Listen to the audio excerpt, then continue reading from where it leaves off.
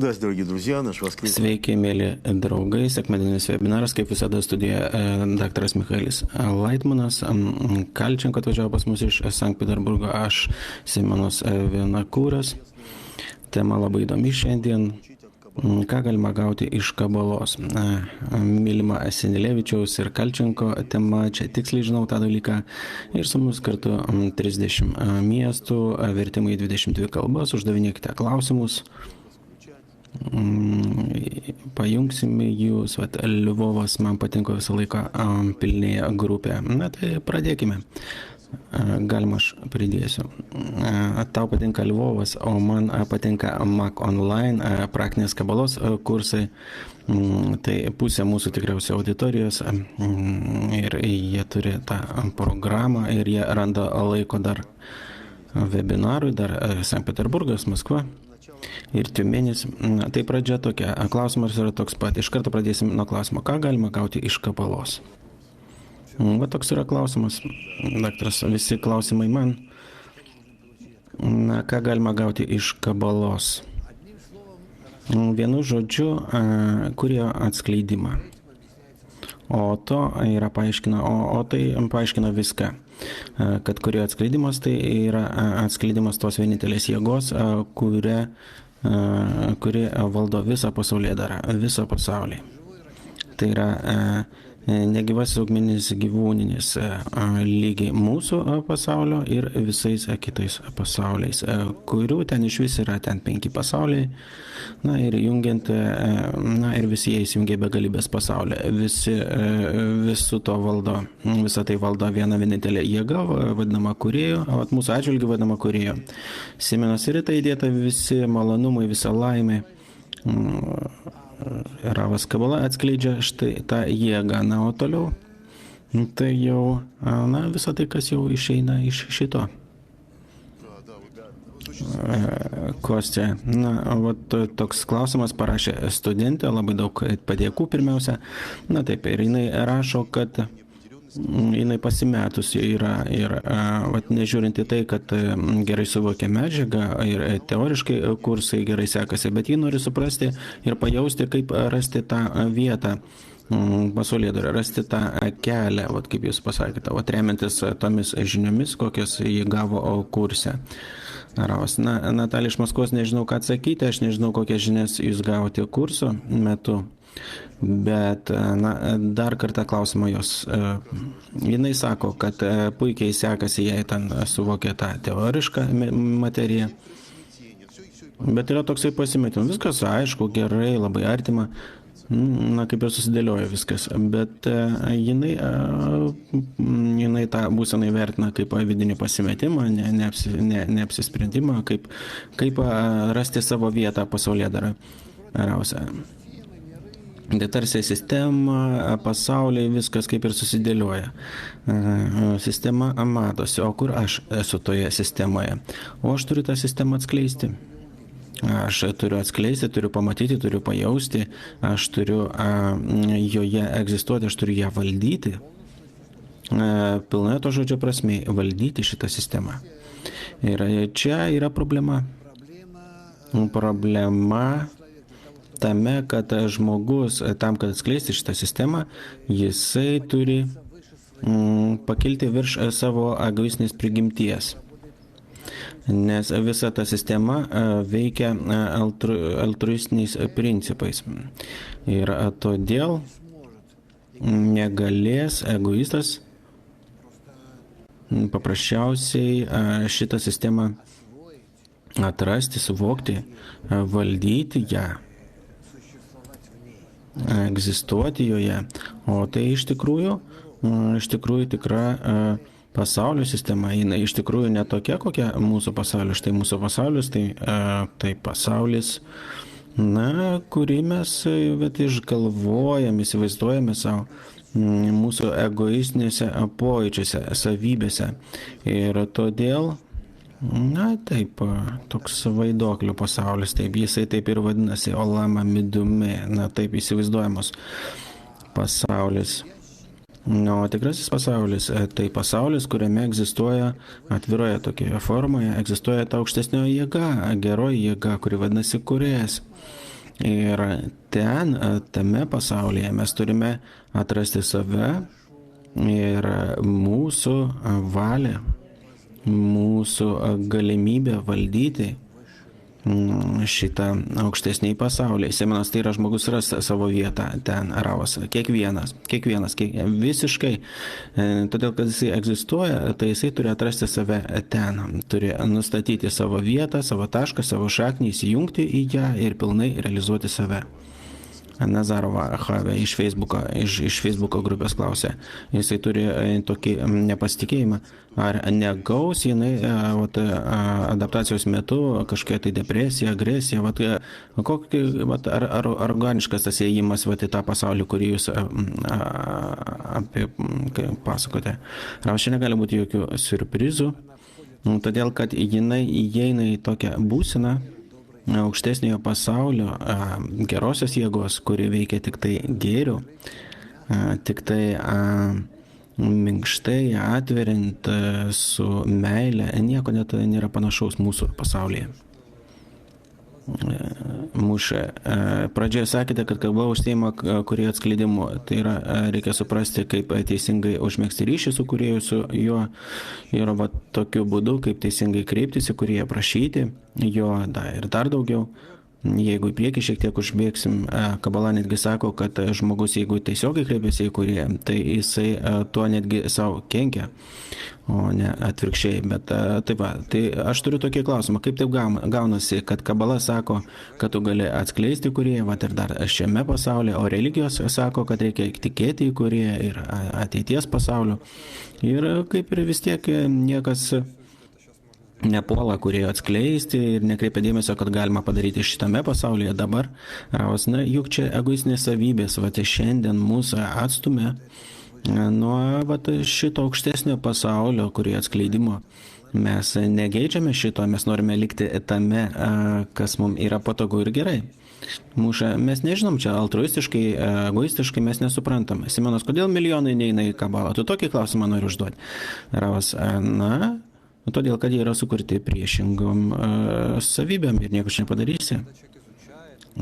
Čia aišku, kai žmogus mokosi, jis pradeda suprasti, kad čia priešingos savybės. Paprasčiausiai aš perskaičiau dabar čia laikraštyje ir man sako, dabar galima atskleisti kūrėją. Kodėlgi ne? Kodėlgi žmogus, aš bandau suprasti, kokios jėgos yra aktyvuojamos. Ravas, kodėl žmogus neina į tai? Jo netraukia tai, jis neturi tam tiesioginio noro, jis nejaučia savyje tokio poreikio, tai yra, kada man sako, štai, litras degtinės, ten tortukas skanus, ar ten pasivaikščioti, ten pašokti, pažiūrėti kokį gerą filmą, kokios nors futbolo varžybos ten įdomios. Čia aišku yra viskas. Mes turime tas informacinius įrašus. O ką čia nėra natūralus noras pasiekti tą aukštesnį jėgą? Ravas, ne, o kam man jinai? Gal aš kaip tik toliau atsitolinsiu? Jeigu paklausi, tai sakys taip. Ravas, ne. Ne. Tugi rašai kurse. Aukštesniosios jėgos pasiekimo kursas. Parašyk tokį pavadinimą. Atskleidimas aukštesniosios jėgos. Viskas. Garantija už 20 užsiėmimų, nežinau, ten užmokestis ten $200 arba ten grąžinsim pinigus. Ne, pas mus nemokamai viskas. Nesvarbu. Nemokamai negerai. Imi pinigus, o paskui sugrąžini.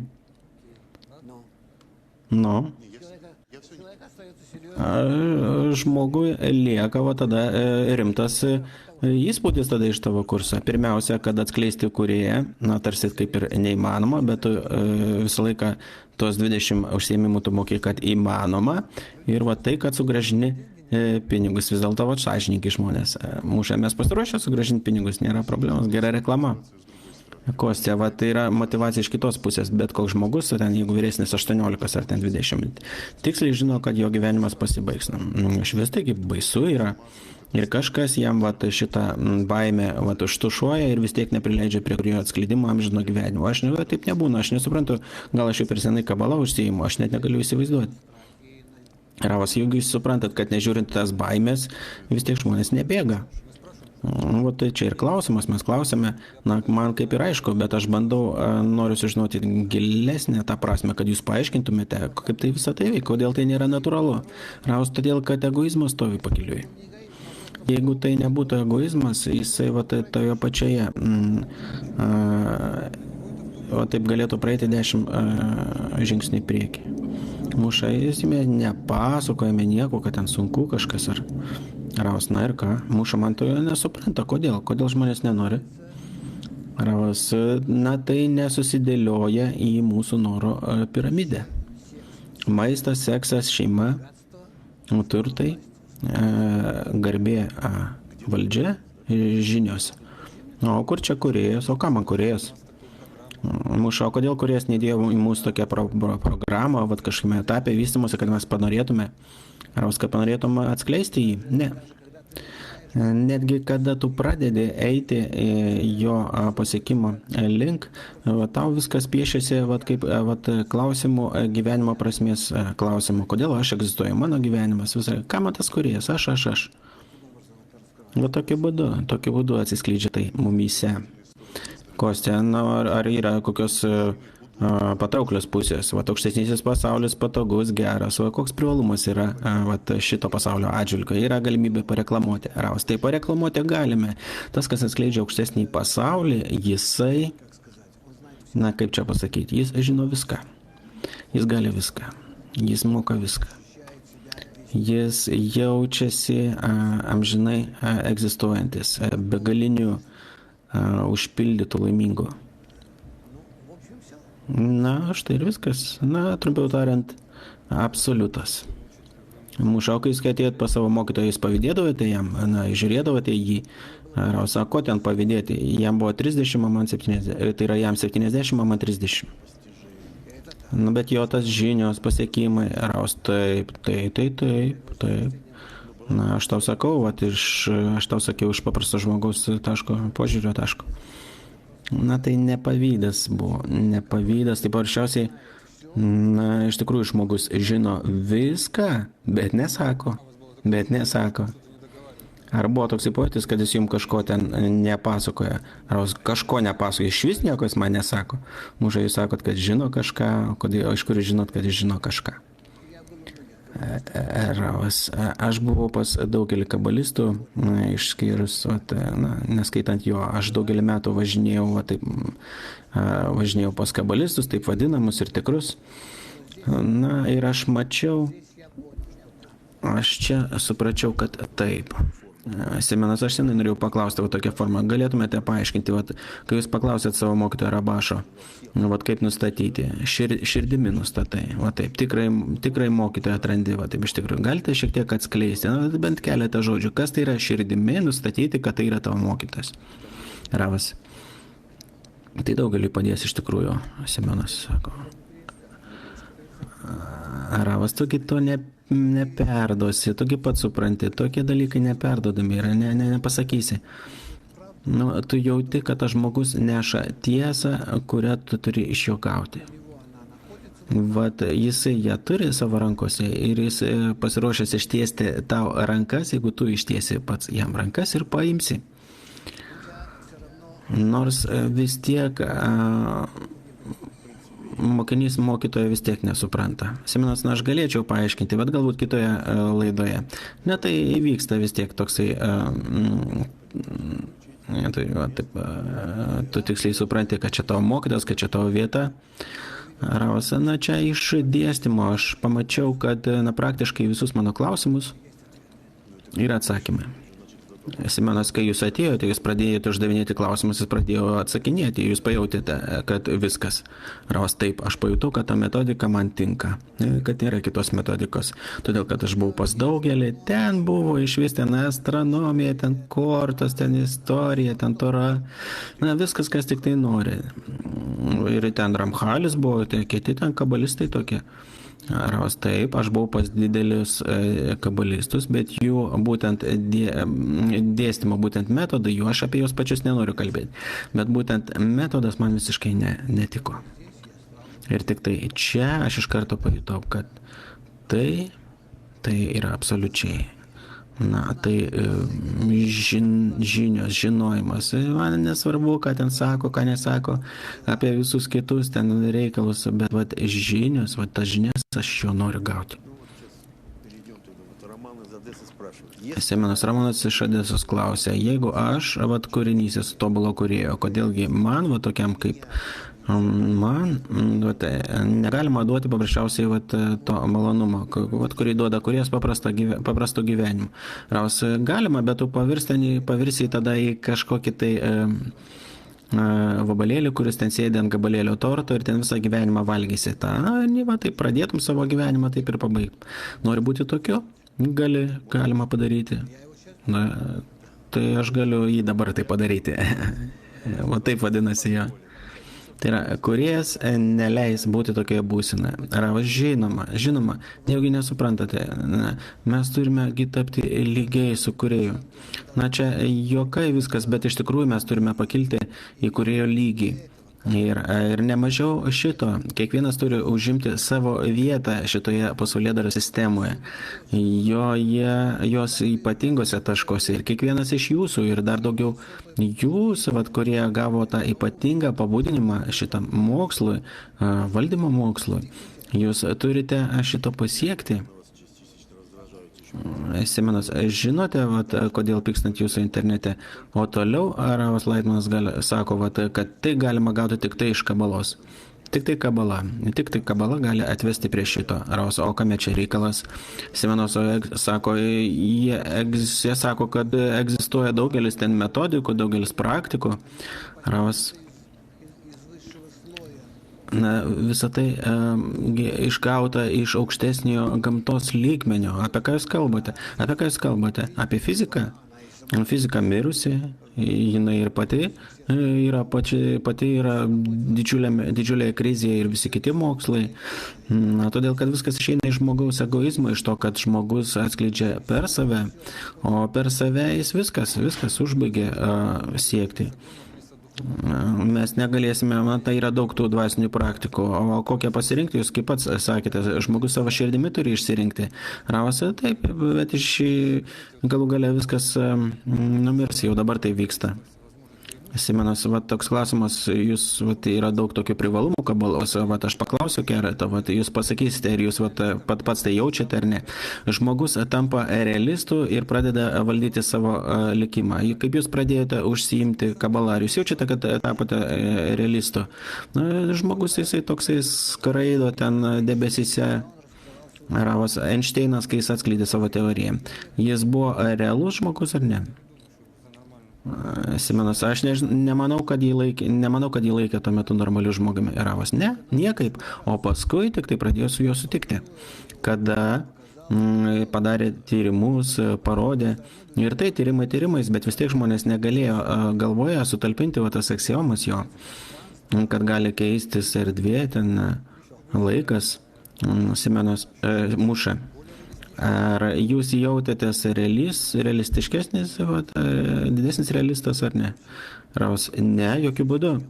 Aš pradėjau tirti sistemą, kuri mano galvoje nesitalpino, netilpo.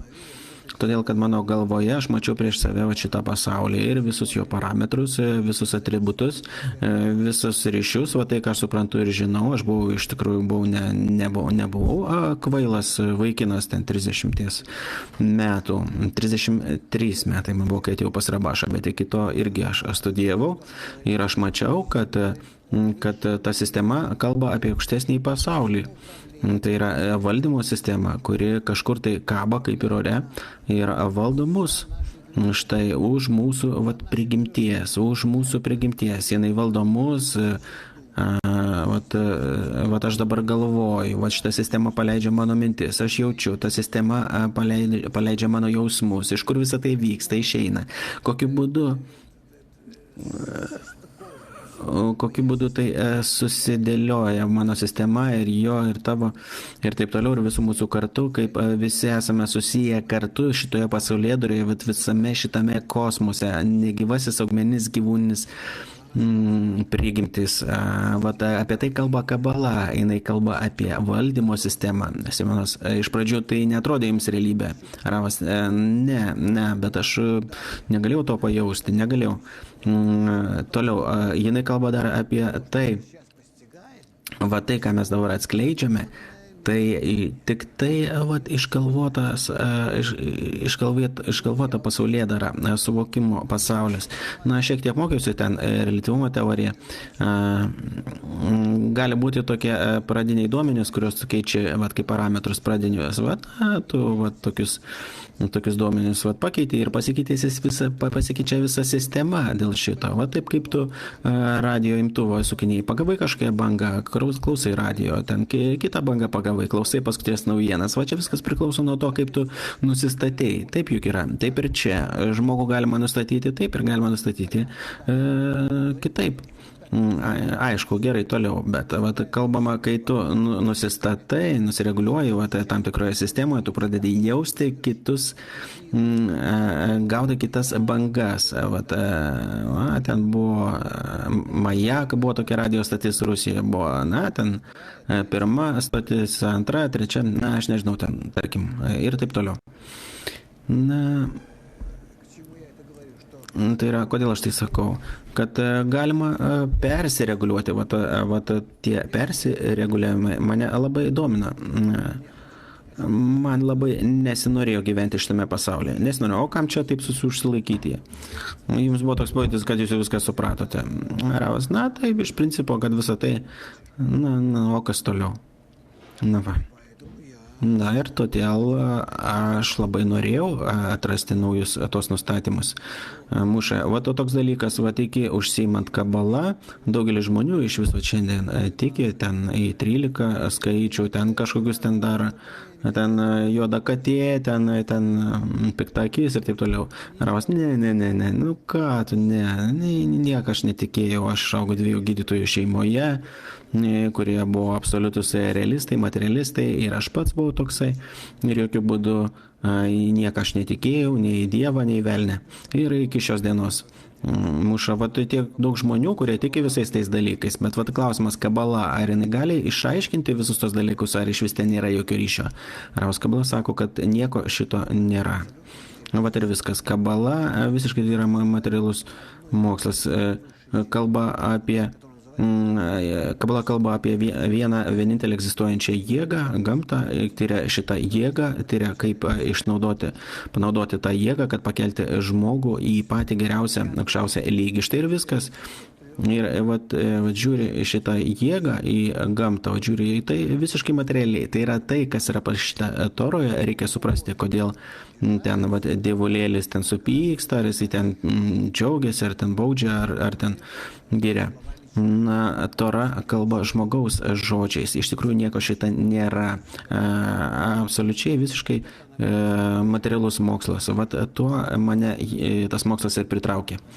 Muša, vat likimo valdymas, kai jūs pradėjote užsiimti, mokytis, kas tai yra valdyti likimą? Visos metodikos sako ir prižada, kad jūs valdysite savo likimą. O ką čia turime omenyje Kabaloje, kad valdysite savo likimą? Ravas, mes esame valdomi tik tos vienintelės jėgos, aukštesniosios vienintelės. Ir jeigu mes einame,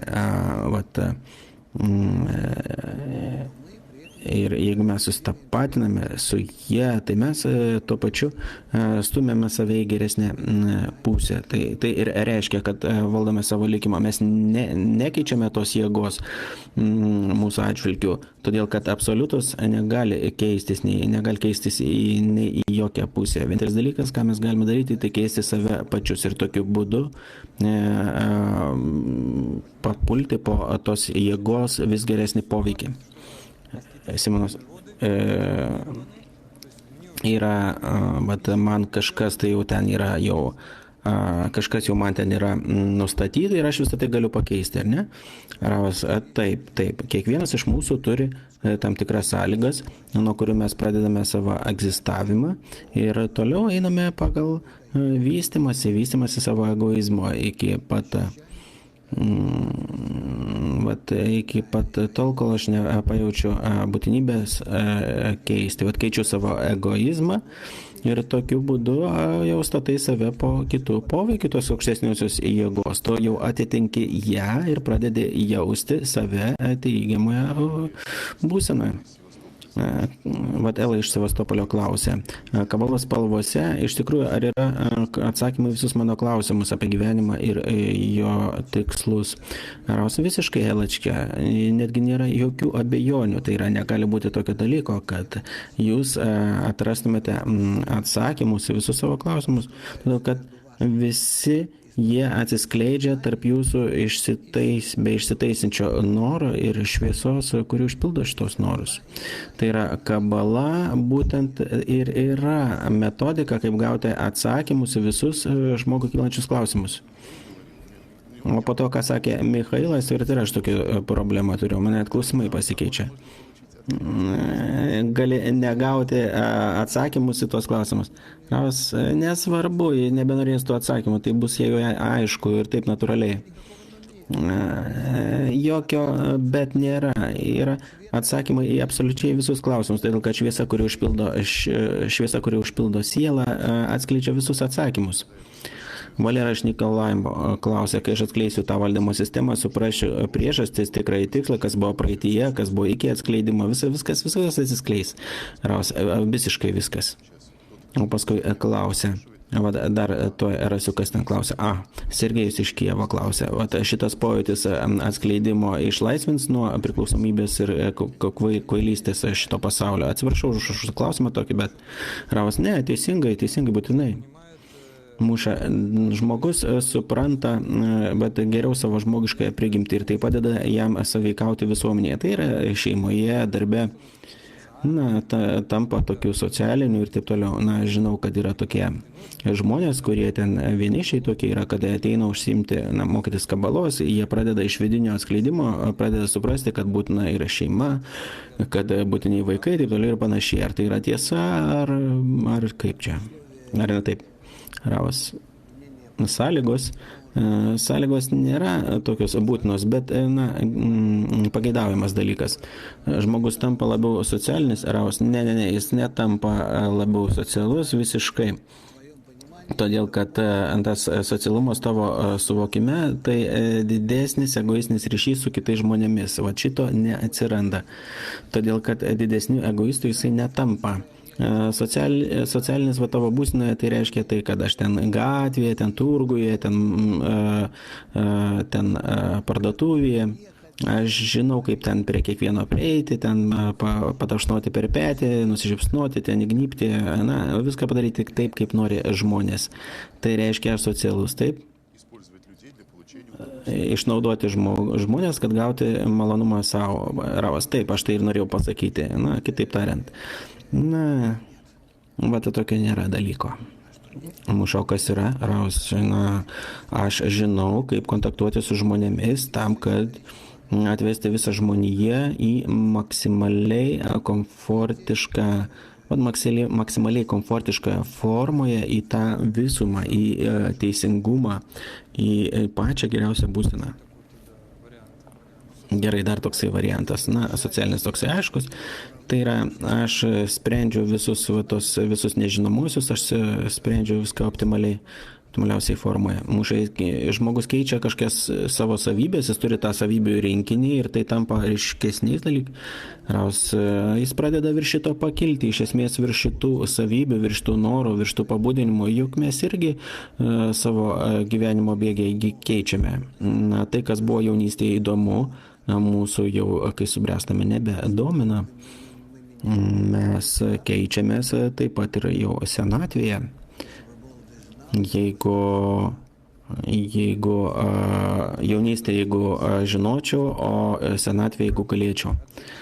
Aš tapsiu geresniu, kai pradėsiu mokytis kabala, ar tai tos savybės yra jau manyje ir tu jų pakeisti negalima. Ravas, yra tokios savybės, kurių tu pakeisti negalėsi. O yra tokios, kokias galėsiu. Ravas, yra kokias galėsi, tu šiek tiek ten suminkštinti, iš dalies galėsi ir pakeisti. Yra tokios ir tokios.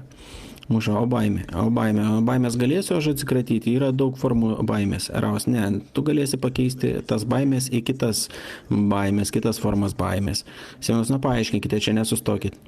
Raus netaps didesnėmis, bet tu nustosi bijoti ten visokių šešėlių, tenai vaiduoklių, kurie ten tave gazina kaip mažą vaiką. Ten kieme vaikšto meškinas toksai didelis, tai tu to nebijosi.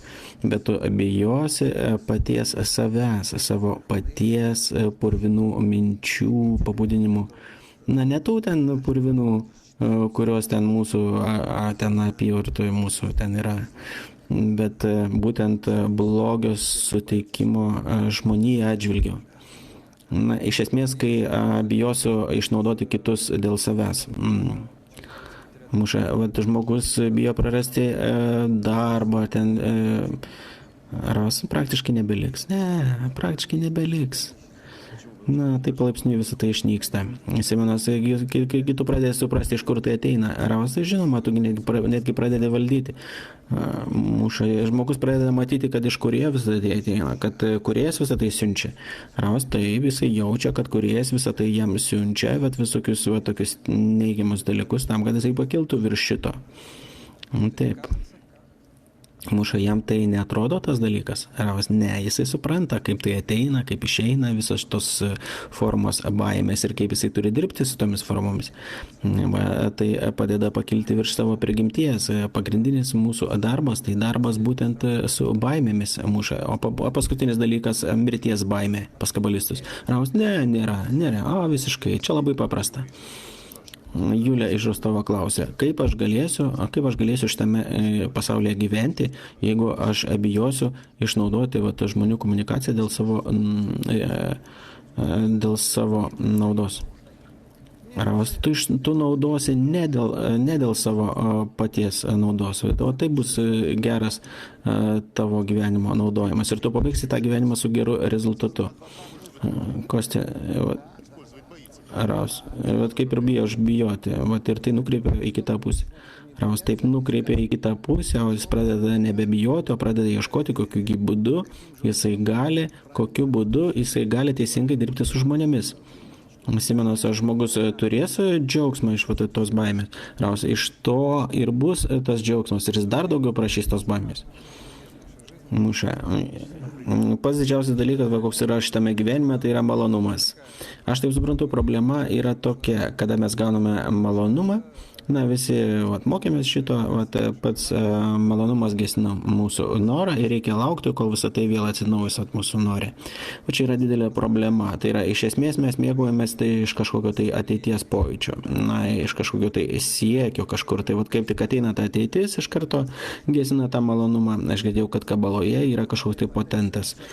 Potentas yra nuostabus, tame, kad galima mėgautis be galo. Amžinai. Ir tas malonumas neišnyksta, todėl kad neišnyksta noras. Ne, juk čia malonumas, kurį tu užpildai valgiu ir viskas. O Kostė, o jeigu jūs valgote, o Michailas, pavyzdžiui, Raus, o taip, čia kitas reikalas, tai manoma, kada tu nori, kaip mama, kuri tenais duoda vaikų dar. Ir tada yra galimybė mėgautis. Ir kada jis jau ten persipildo, tada jau viskas. Muša, jeigu aš gerbiu kažkokį tai žmogų ir jis, tarkim, gauna malonumą, o aš gaunu malonumą iš to, kad jisai gauna malonumą. Ir aš tokiu būdu galiu be galo mėgautis. Raus, taip, žinoma, su vienu žmogumi aš nežinau, žiūrint ko, bet jeigu tu turi visą sistemą, tai tada prašau. Tai kabalistas žiūri į pasaulį, jis myli visus žmonės, žiūri, kaip jie mėgaujasi ir mėgaujasi dėl to, kad jie mėgaujasi. Raus, taip, tai čia milijoną kartų daugiau. O jeigu jie kenčia, tai, žinoma, atitinkamai. Tai jie kenčia daugiau negu kad mėgaujasi. Raus, jis turi ir galvoti apie tai, kaip jiems teikti malonumą. O ką jūs galvojate? Iš papradžių kenčia už juos, o paskui atitinkamai su to ir mėgaujasi. Paskui. Seminos, o mėgautis vat, visai pas jūs vat, visai kita prasmė. Vat ką reiškia suteikti malonumą žmonėm, kad jie nekentėtų. Raus, iš tikrųjų pakelti juos į tokią būseną, kur gauna malonumą. Ir jie gauna tokį pat malonumą iš atidavimo. Iš atidavimo malonumas, vat, kuris ateina per mane kitiem, vat, tai neišnyksta. Muša, na įsivaizduokite, o futbolas, jūs matėte, ten masė žmonių, ten kur šaukia, ten įvartį įmuša. Kabolistas žiūri, įsimėgaujasi, taip?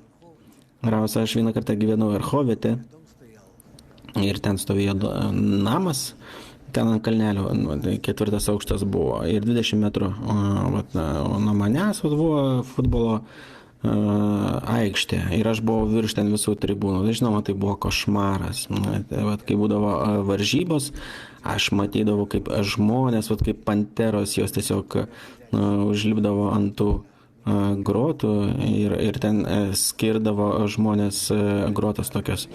Ir jie ten kaip beždžionės ten judindavo tas grotas ir turėdavo šitą malonumą. Tai ką dabar noriu pasakyti? Simonas, milijonai žmonių mėgaujasi.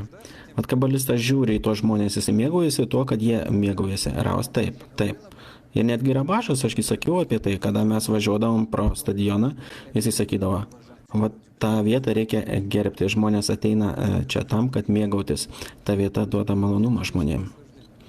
Tai kur tas amžinas malonumas? Aš kol kas nesuprantu, kur. Aš žiūriu, jie mėgaujasi, na gerai. Raus, jie mėgaujasi. Futbolo mėgaujasi. Raus, jeigu tu juos mylėtum, tu irgi mėgautumės. Aš mėgaučiasi tuo, kad jie mėgaujasi futbolo. O kur čia begalybė? Raus, o jeigu visi mėgaujasi ir tu juos myli ir tu mėgaujasi. Milijoną žmonių. Tu gauni malonumą milijoną kartų daugiau. Kaip tai? Tai argi neaišku. Muša, mes tą žodį begalybę blogai suprantam. Raus, begalybė tai neapribotai, be apribojimo. Stiklinė užpildyta iki pat viršaus vadinasi begalybė. Todėl, kad užpildyta be pabaigos, be galo. Muša, mes kalbame apie galę to malonumo. Tai priklausomai nuo mano meilės jiem, aš galiu vis labiau ir labiau, daugiau ir daugiau mėgautis iki pat begalybės. Problema su to jūsų dalyvavimu. Čia suprantu, jeigu tie futbolistai įmušė įvartį, jie ten šokinėja ir jūs ten dalyvaujate šitame procese aktyviai. Ir tada priežastį. Raus, aš myliu tos žmonės ir aš mėgaujuosi tuo, kad jie mėgaujasi. Ir jeigu jūs nedalyvaujate tam procese, Raus, koks skirtumas, tarkim, mano vaikai tenai šaukia, kaip sirgaliai, futbolo metu, aš mėgaujuosi tuo, kad tie vaikai gauna dabar malonumą. O jeigu įmušė įvartį, jūs labiau mėgautumėtės, Raus, aš negalvoju, tai iš vis, aš nesuprantu čia niekaip. Mušau, kur kūrėjas? Kur kūrėjas tam paveikslė, Raus? Nėra kūrėjo, o koks čia kūrėjas? Mušau, kaip kurie susijęs su to malonumu. Iš vis, juk jis yra pats didžiausias. Raus, čia yra ta jėga, kurią tu atskleidai, meilės jėga, abipusio ryšio tarp visų žmonių, abipusis ryšys tarp visų žmonių vadinasi kūrėjas. Mušai, žiūrite, kaip įmušite įvartį, jūs mėgaujatės, todėl, kad jie mėgaujasi. O kur čia kūrėjas? Raus, žmonėse. O jūsų meilė, Raus. Jeigu tų žmonių nėra malonumo, tada nėra kūrėjo. Muša, tai kūrėjas yra tas malonumas, Raus, taip. Tai kūrėjas lygus malonumui, Raus, taip, tu mėgaujasi kūrėjų. Muša, kabalistas nemato žmonių, o jis mato, Raus, aš matau malonumą, kuris juos užpildo. Ir tai vadinasi kūrėjų, Raus, taip. O atskirai tai neegzistuoja. Ir kūrėjo atskirai nėra. O tik tai žmonėse, kada tai atsiskleidžia, kada jis atsiskleidžia. Tai yra, tai visiškai neegzistuoja atskirai, tai visiškai atskirai žmonių neegzistuoja substancija.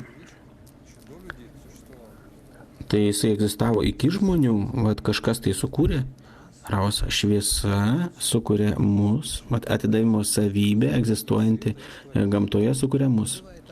Muša, yra šviesa, yra kūrėjas. Raus, vadink tai viena ir tas pats. Yra šviesa, kurios mes neatskleidžiame, o kurie mes atskleidžiame per žmonės.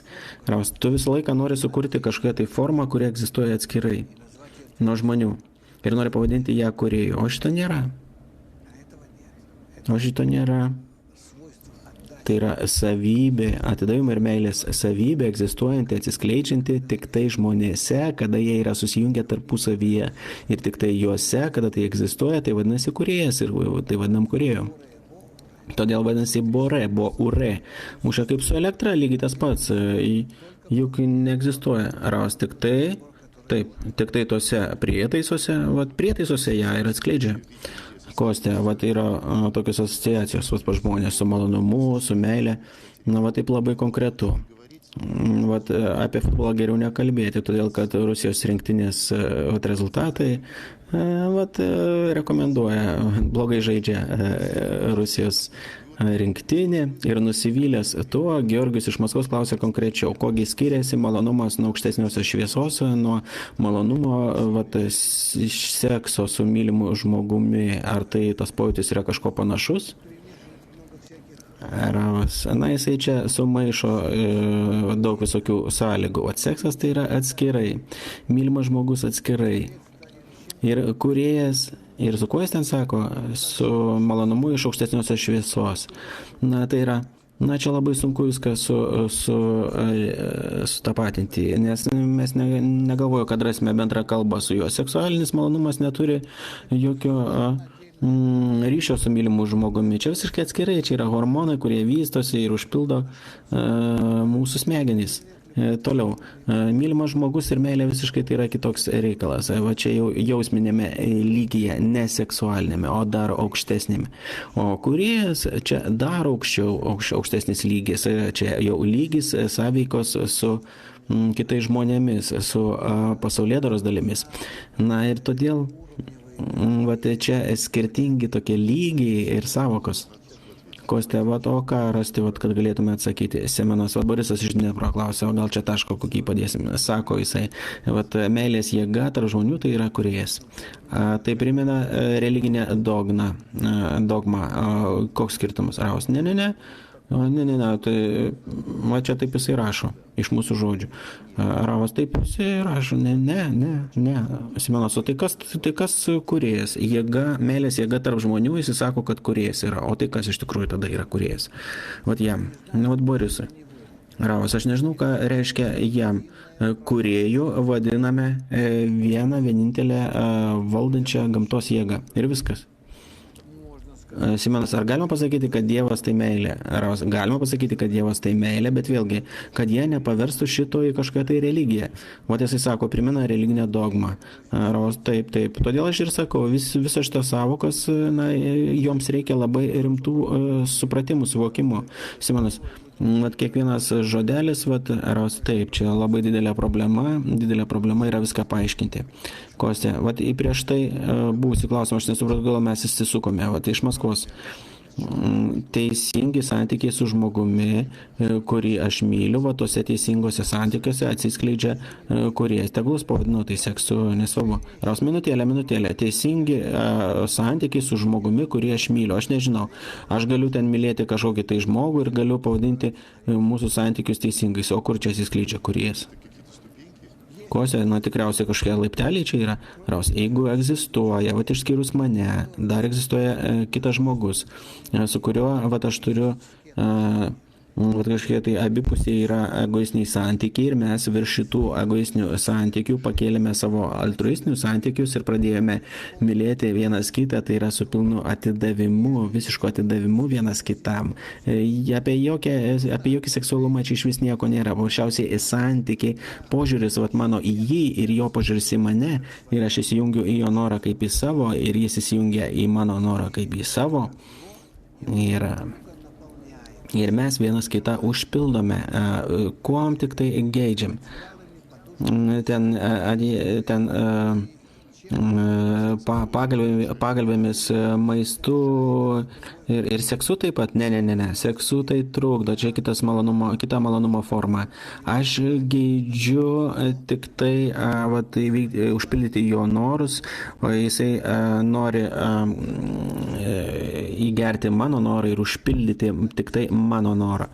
Ir virš to, kad manyje egzistuoja mano asmeniniai norai ir virš to, kad jame egzistuoja jo asmeniniai norai. Bet kiekvienas nori užpildyti kitą. Ir tokia būsena vadinasi meilė. Seksas čia visiškai ne prie ko. Seksas kaip tik... Iš sekso tu kaip tik gauni didžiulį malonumą egoistinį. Būtent kito išnaudojimo dėka, išnaudojimo. Kostė, visą tai trukdo. Raus, čia reikia padaryti didžiulį ekraną, kad tu tai darai ne dėl savęs. Kostė, bet ir seksas gali tapti altruistinis. Raus, labai sudėtinga. Tu stumi tą savo temą, Simonas, Kostė. Jis nori save įtikinti, kad jis yra teisuolis. Mušė. Ta tema net nėra kažkokių minčių, kaip tai įmanoma. Kaip įmanoma seksu užsiimti, ar ten valgyti, vardan atidavimo. Raus, tu gali, tu tavo mamą turi, nuvažiuok pas ją į svečius, jinai tau duos valgyti. Ir tu mėgausiesi dėl to, kad steigti jai malonumą, pasadink ją priešai save ir valgyk visą laiką ir mėgaukis maistu. Muša, tai natūralu. Rausas, ne, kas čia natūralaus? Kad mama turi meilę. Raus, tu naudojasi jos meilė, tu jai suteiki malonumą. O tu pats viduje galbūt nori ten ar nenori valgyti, galbūt nelabai valgyti nori, bet jeigu tu labai nori valgyti, tu turėsi labai didelės daryti pastangas, jeigu norėsi suteikti jai malonumą. Muša, bet čia mama, kaip aš galiu kitam tokį požiūrį, Raus, taip, jeigu tu jį myli. Kabalistas įjungia naujienas, žiūri tiek daug visokių naujienų, įvykių visokių vyksta pasaulyje, labai daug vyksta dalykų, pasaulis yra didžiulis. Ir štai klausimas, ar teisingai aš suprantu, kad kabalistas jisai suvokia visus tos įvykius, suvokia, kurie ten vyksta pasaulyje, kaip kažkokius tai iššūkius, jam tai kažkokie tai ženklai, yra ženklai, tokie.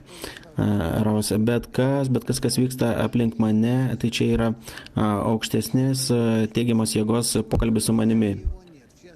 Nieko išskyrus jį ir manęs daugiau nieko neegzistuoja. Visa tai marionetės, visa tai teatras, visi vaidina savo vaidmenius, kuriuos stato kūrėjas priešais mane. Simonas, jis nori pasakyti, viskas egzistuoja dėl manęs. Raus, taip, stovi dabar priešais mane Lilė, kuri šitaip kalba, arba jis ir visi mes. Simonas, jis taip nori pasakyti, kad viskas egzistuoja tik tai dėl manęs. Raus, tik tai, Simonas. Ir kiekvienas gali taip galvoti, kad viskas egzistuoja tik tai dėl manęs. Raus, taip egzistuoja dėl manęs, kad aš pasikeiščiau, kad aš suprasčiau, kad aš turiu tapti panašių į kūrėją. Ir kur aš keičiuosi, būtent tuo, kad tos lėlės, kurios yra pastatytos man, kad aš į jas pradėčiau žiūrėti teigiamai. Muša, ar yra tokie įvykiai, kurių aš galiu pamatyti lengviau kūrėjai, už kitų įvykių sunkiau ir tai priklauso nuo kažko. Raus, nuo egoistinio požiūrio į juos. Kad teisingai žiūrėti į kažką, jis turi neutralizuoti save iš pat pradžių. Jis turi paversti save į absoliučiai nepriklausomą stebėtoja. Tatjana iš Obuchovo klausė.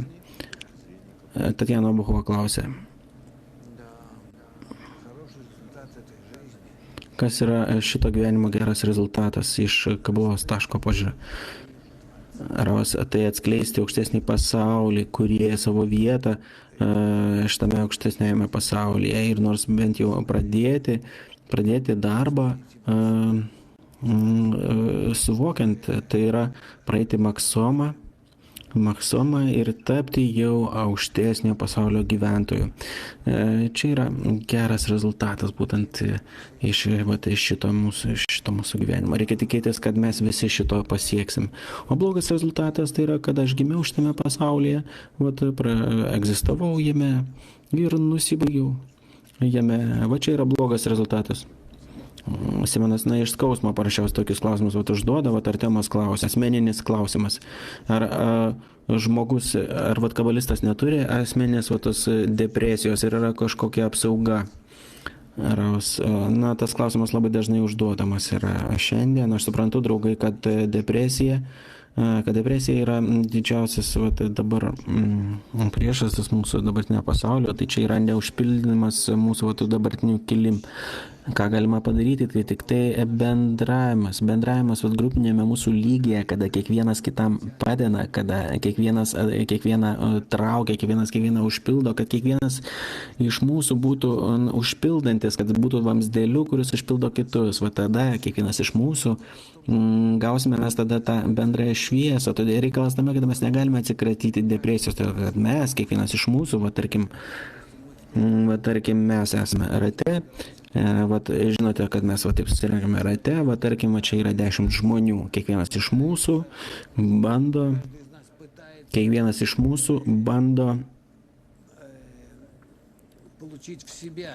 bando gauti šviesą savo į save. Gauti į save. O tai yra neteisinga. Tokiu būdu aš negaliu gauti šviesos. Šviesa egzistuoja štai čia, viduje šito rato, užpildo šitą ratą. Ir ta šviesa vadinasi kūrėjų. Ir aš tą šviesą galiu gauti tik tai tada, jeigu aš kreipsiuosi į šitą šviesą, tik tai tam, kad ta šviesa užpildytų kitus. Tai yra, aš turiu gauti į save turiu gauti visų mano draugų norus, surinkti juos visus savyje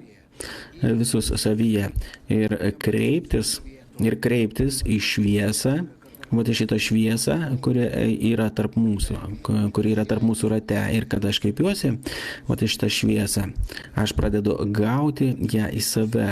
Tada aš ir pradedu gauti. Iš jos jau ateina į mane ir tada aš jau užsipildau būtent to, kad aš užpildau juos, taip, gaudamas šitą šviesą, iš šito rato, aš pradedu gauti. Ir tada atvirkščiu būdu, aš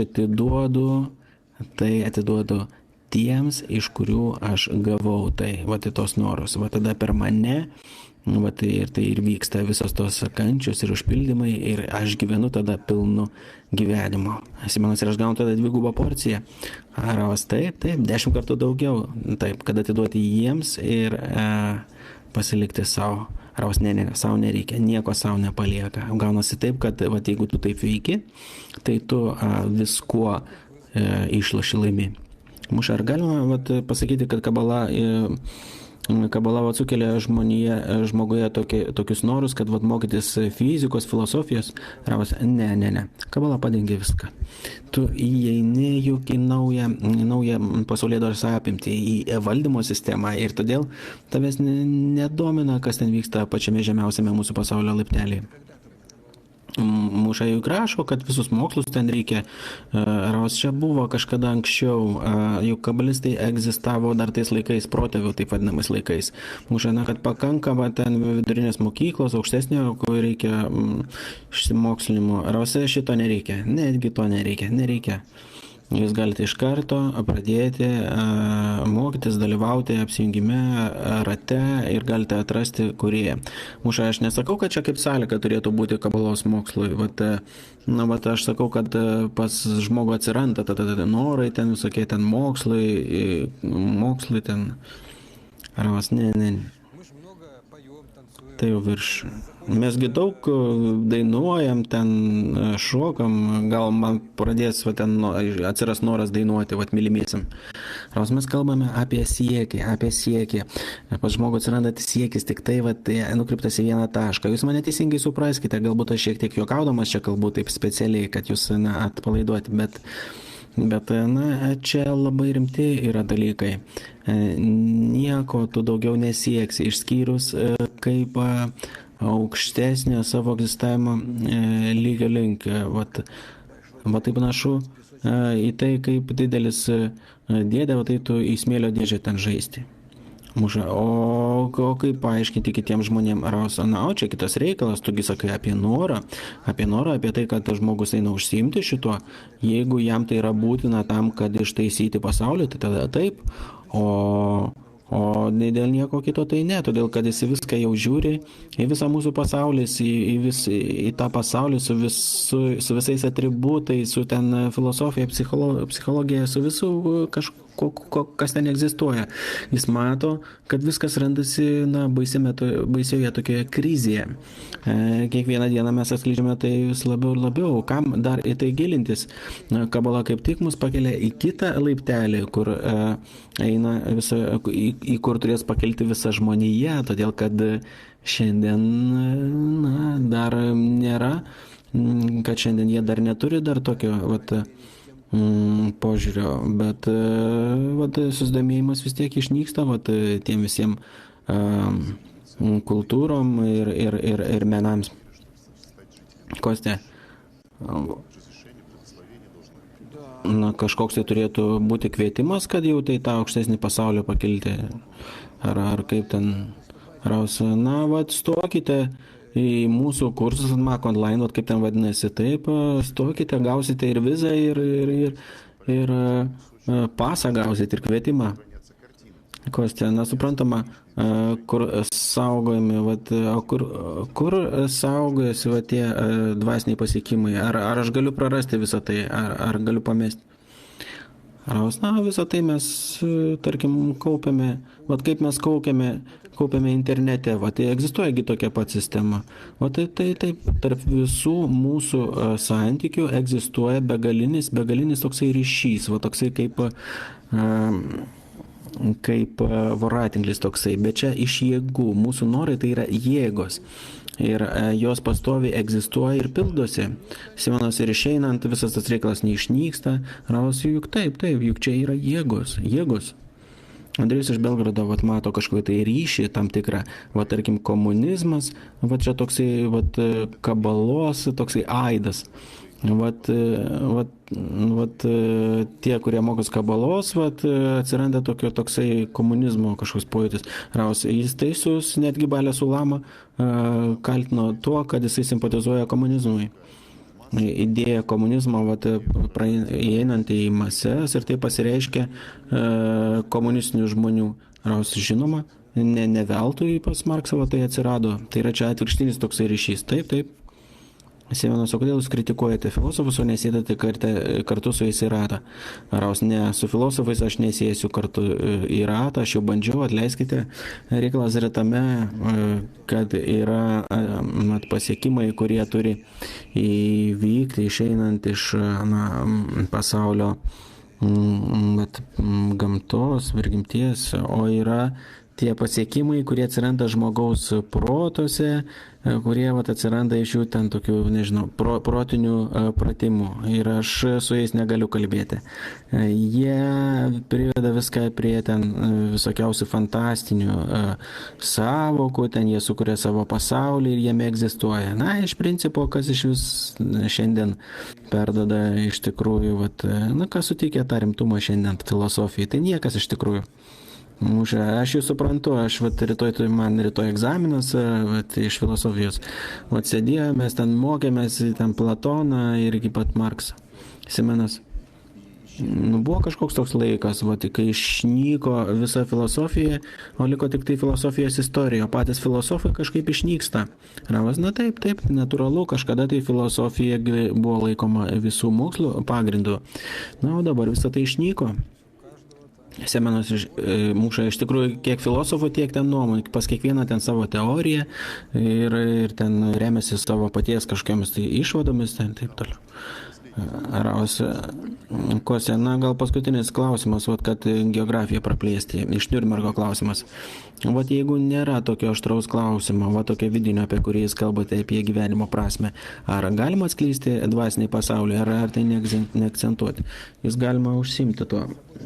Jis neįsivaizduoja savo, ką kabala gali atverti, jis pradės atskleisti, atvers duris į aukštesnį pasaulį ir iš vis pamatys, kas jam yra paruošta.